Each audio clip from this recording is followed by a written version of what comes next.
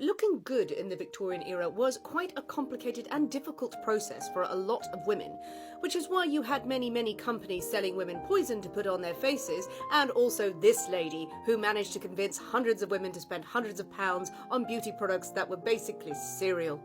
Hello, I'm Sinead from the Poisonous Cabinet podcast. Thankfully, the days of the heavy, lead-based white paint were over. The decorum of the day was that women had to look naturally beautiful. Queen Victoria was not a fan of makeup. She decreed that the only people who would wear it were actresses and ladies of the lower orders. Tops. This meant that most women could not openly wear makeup, otherwise they would be thought of as lower class. Okay, fine, we'll go with the no makeup look.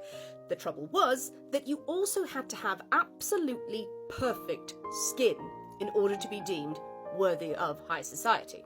You had to be clear of complexion, your eyes had to be terribly dewy, almost sunken, as if you were a corpse, but a sort of a waif-like corpse that would sort of flit through a graveyard going, oh me, I'm so ill, but also look how good my skin looks. Okay, so we can't use white lead-based paint, otherwise we'll look like a tart, and we can't use any powders because people will talk about us, but we've also got to have absolutely clear, glassy skin. How do we do this? Our old friend, arsenic, that would ensure a perfectly blooming complexion. Arsenic is incredibly good at getting rid of blemishes on the skin because it attacks the red blood cells.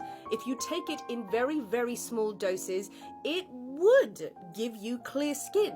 The problem was there's a lot of room for error there, and there were women who were not only going blind but also dropping dead from just mainlining these wafers in the pursuit of beauty. You can imagine the pressure that was put on a lot of women at the time who may have had perfectly normal skin complaints, things like small blemishes, a little bit of redness, bags under their eyes from lack of sleep because it's the Victorian era and everyone's trying to poison you.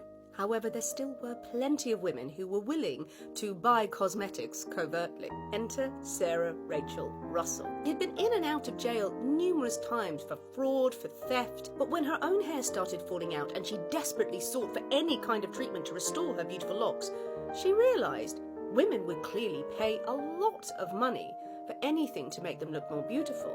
So she decided to open her own business. In the late 1850s, Sarah Rachel Russell restyled herself as Madame Rachel, and she opened a store in Bond Street called Beautiful Forever. Now that makes people think, what is she selling that's so good? Oh, I'll tell you. Magnetic rock dew water, gathered from the rocks in the Sahara Desert and brought over in secret to her shop.